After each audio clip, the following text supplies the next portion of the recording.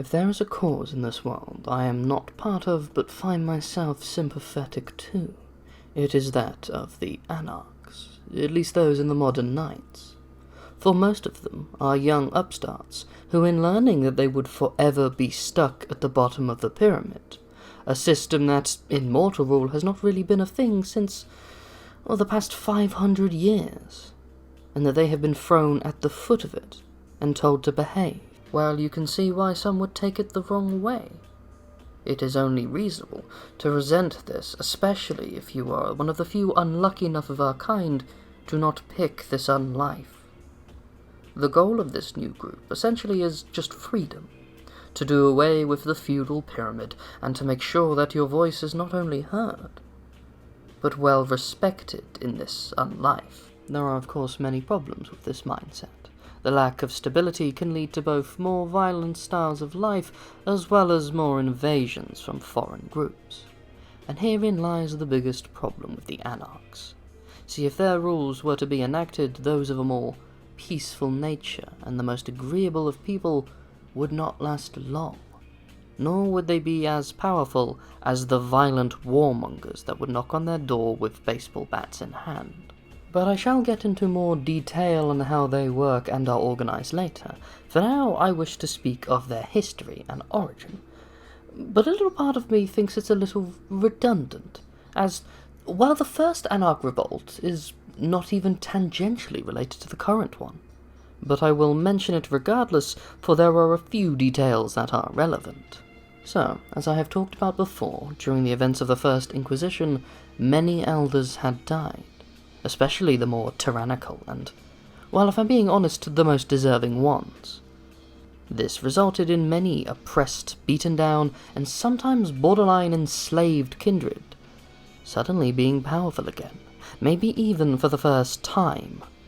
And then they met some of the surviving elders, myself included, and they grew resentful of them, viewing them as extensions of the former oppressors, even though most of us didn't even know they existed. And so in short, with close to no policing the land, it turned into a full-on rebellion, full of anarchy and final death. The dreaded act of diablerie was seeming to be committed over every corner. This only ended during the first Convention of Thorns, something I have already talked about. Just know that this is the end of the rebellion, where talks of peace truly began. And during these talks, many concessions were made. For a start, every single member of the revolt would be pardoned and re-enter the Camarilla, even those that committed the dreaded act. In fact, this is where the blood hunt truly was born. Yes, of course you can commit this dreaded act, but only under these exact conditions. As well as this, it became possible to climb the ladder of power for any generation, not just via the dreaded act during a blood hunt, but also just accepting of those that are lower generation than you. Lower clans that were also discriminated against more in the past had found that this social upheaval was being lifted, and they were able to reach some of the highest ranks. A Malkavian prince became a thing at one point, I think. Real progress was being made, and due to this agreement, there was a little clause that the modern anarchs still use to this day. An agreement was made during the Convention of Thorns that stated if you followed the traditions, they were allowed to maintain a certain level of independence under the Camarilla rule. And since almost every anarch agreed to the traditions and would have followed them anyway, this stopped the Camarilla from destroying their order entirely. And yes, while most have to recognize the current prince and their rule, and a few had to answer when called, for the most part, they were left to be free and unattended. This didn't stop the hatred between the two groups in the modern knights that we find, but we were not at war. Now, aside from all of this, there is something you need to know about the history of the anarchs, and that is that they simply just do not last long. There have been a large number of groups that refer to themselves as anarchs that have sprung up over the years, usually during times of chaos and political confusion, only to be slowly reabsorbed or flat out destroyed by the two largest sects, the Camarilla and the blasted Sabbat. or so a lot of groups claim to be continuations of older orders, but in reality have nothing related to each other at all. In fact, there can be multiple groups of so-called anarchs that don't even know of the other's existence that are around the world. They're not really one sect per se, it's more of a group of ideals that certain groups take hold. Well, until recently. See, never before has a group of anarchs actually taken over a region. At least not to the point of becoming a major power. But in these current nights, most of the kindred of the west coast of America now find themselves under the banner of the Anarchs, with LA being the major stronghold. And not only have they taken the largest amount of territory, but they are also talking with other anarch groups, not just in the country, but in the ones all around the world, making them feel more like a real sect than ever. And I would implore some fellow members of the Camarilla to acknowledge this.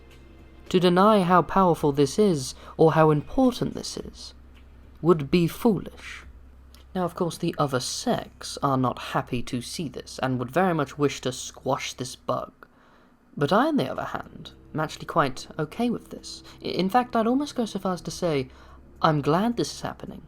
Yes, I'm a firm member of the Camarilla, but I think the Anarchs can do some good for us. See, the Camarilla struggles with flushing out the bloody Sabbat, but the Anarchs have been able to do so where we cannot.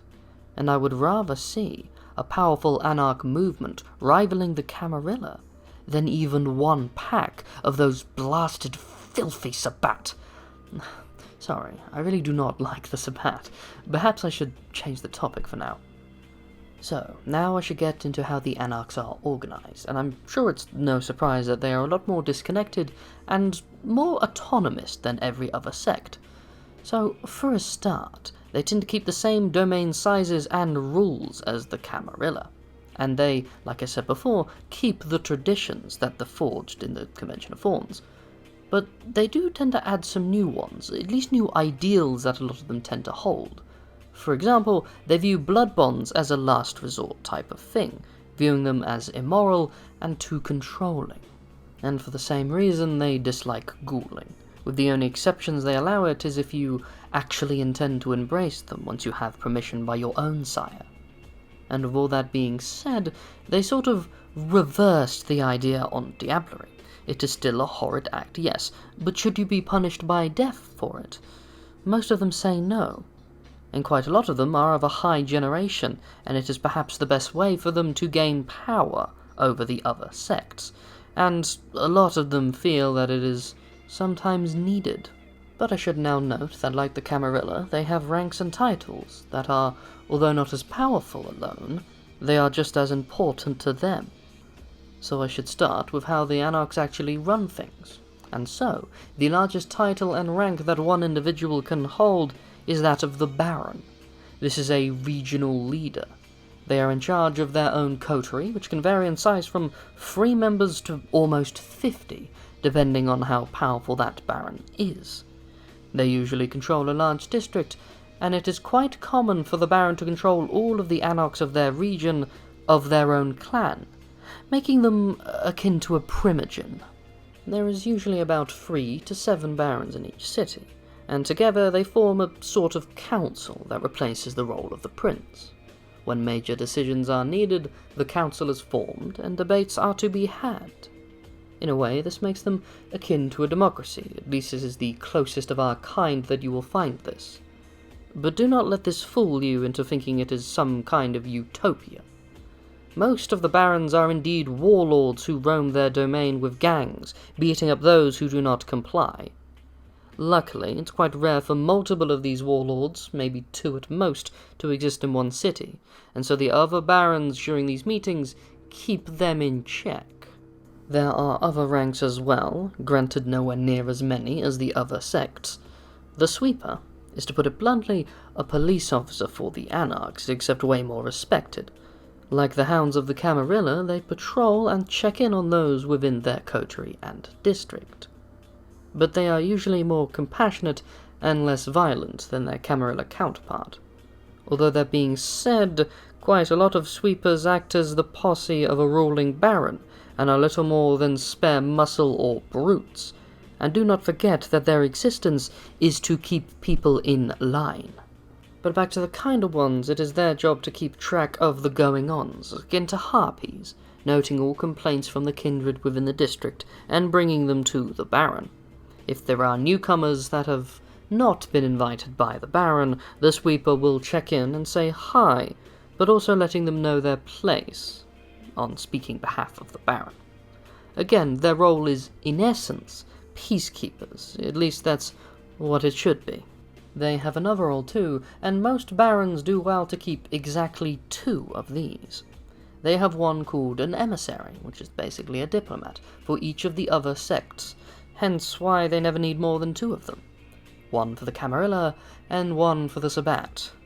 Since some members of the Anarchs are, shall I say, not the best talkers, and so it makes sense for those ones that are barons to have someone to speak on their behalf. But even the most socialite barons use their help for some clear reasons.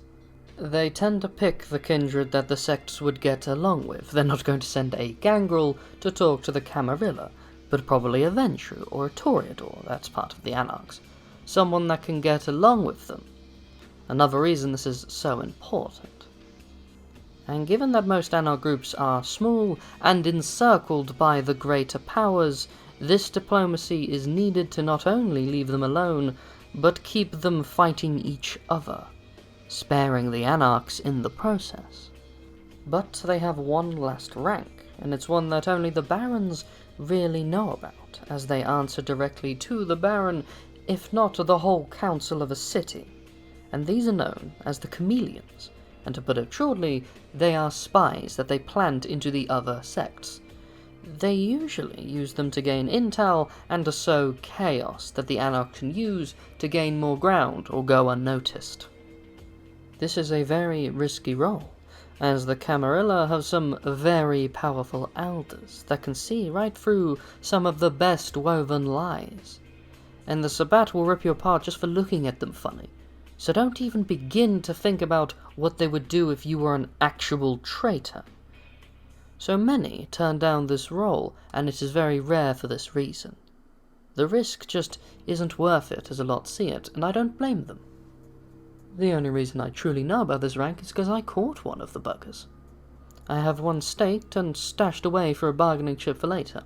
Alright, staked. So you know the vampire myth of a wooden stake to the heart will kill us?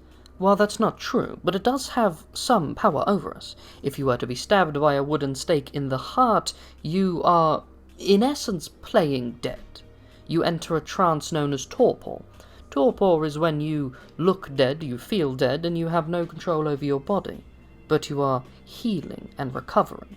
When the stake is in you, of course, you're stuck in this position, but we usually enter torpor to heal from grievous wounds, although depending on how old you are, it could take a while.